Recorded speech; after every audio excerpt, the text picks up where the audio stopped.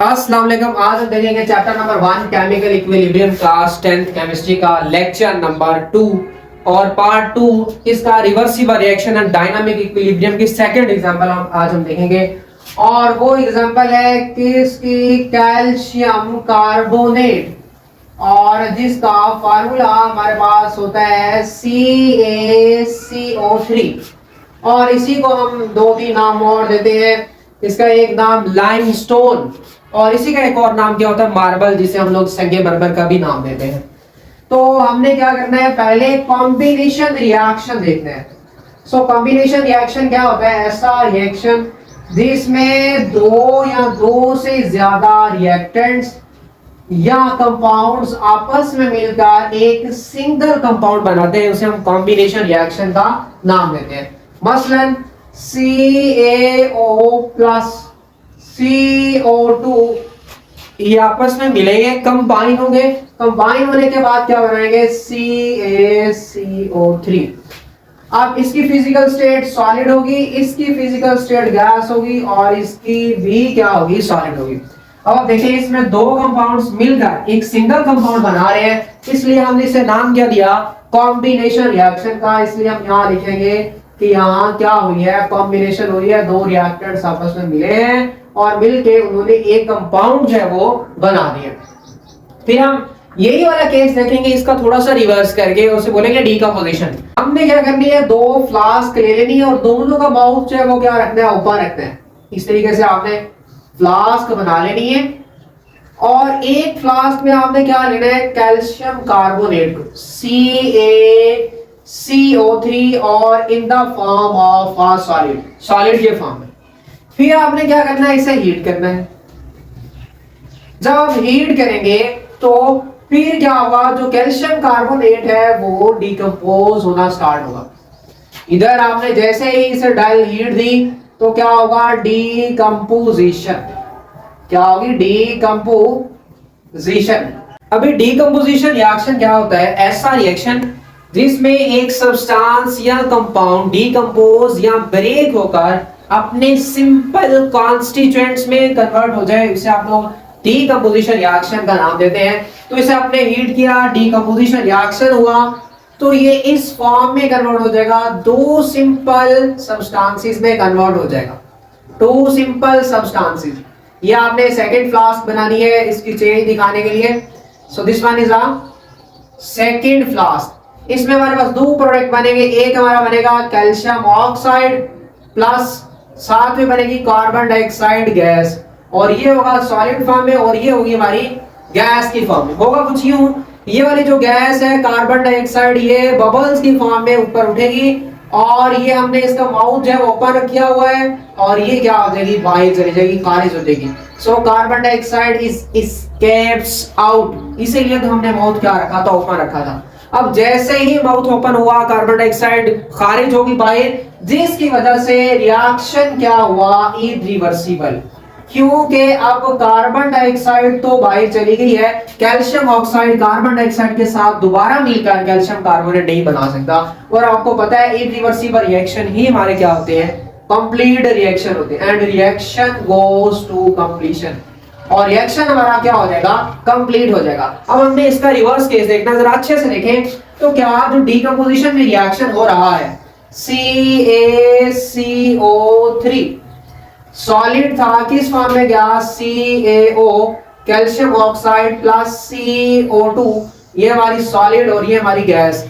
क्या जो decomposition reaction में हो रहा है, क्या वो कॉम्बिनेशन रिएक्शन का रिवर्स नहीं है? यस। अभी आप देखें कॉम्बिनेशन में जो चीजें रिएक्टेंट थी वो डीकंपोजिशन में क्या है, प्रोडक्ट है। जो डीकंपोजिशन रिएक्शन में प्रोडक्ट है, रिएक्टेंट है, वो कॉम्बिनेशन रिएक्शन में क्या बन चुके हैं, प्रोडक्ट बन चुके हैं। So we can say that decomposition reaction is the reverse of the combination reaction, और वाइस वर्सा के कॉम्बिनेशन रिएक्शन जो है वो किसका है, रिवर्स डीकंपोजिशन रिएक्शन का। अब हमने क्या करना है, यही वाला एक्सपेरिमेंट करना है, बट हमने इसमें करना क्या है, जो हमारे पास फ्लास्क होगी उसके माउथ को हमने क्या करना है, क्लोज करना है। So this is first flask. हमने क्या किया, इसमें कैल्शियम कार्बोनेट को लिया और इसके माउथ को हमने क्या कर दिया, क्लोज कर दिया, CaCO3 in the form of solid, और इसके माउथ को हमने क्या क्लोज कर दिया। और फिर हमने क्या किया, इसे हीट किया। This is the sign of heat del.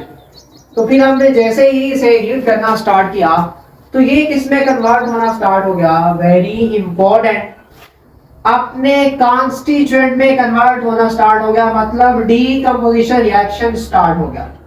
Decomposition reaction जो है वो स्टार्ट हो गया। अब जैसे ही डीकंपोजिशन रिएक्शन स्टार्ट हुआ तो ये अपने सिंपल कॉन्स्टिट्यूएंट में कन्वर्ट हो गया, कैल्शियम ऑक्साइड प्लस CO2 में कन्वर्ट हो गया। ये हमारा सॉलिड और ये हमारी कार्बन डाइऑक्साइड गैस। अब ये फ्लास्क का माउथ जो है वो क्या है, क्लोज है। क्लोज हमने इसलिए रखा है ताकि कार्बन डाइऑक्साइड जो स्कैप होकर खारिज होकर बाहर ना जाए। अब स्टार्ट में टोटली हमारा क्या होगा, डीकंपोजिशन रिएक्शन, या हम सिंपल कहें तो हमारे जस्ट रिएक्टेंट्स ही किस में आ रहे हैं, प्रोडक्ट्स में आ रहे हैं, प्रोडक्ट्स रिएक्टेंट्स में नहीं जा रहे। और इसी तरह के रिएक्शन को हमने नाम क्या दिया था, फॉरवर्ड रिएक्शन का, कि जो यूनी डायरेक्शन रिएक्शन होता है, एक ही डायरेक्शन में होता है, उसे फॉरवर्ड रिएक्शन का नाम देते हैं।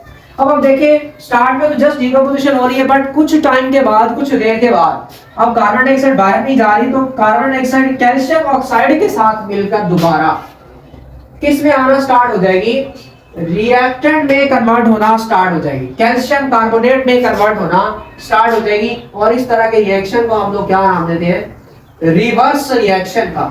और अब आप देखें इसमें दो चीजें कंबाइन होकर एक बना रही है, तो इसलिए हमने इसे क्या नाम दिया, कॉम्बिनेशन रिएक्शन का नाम दिया।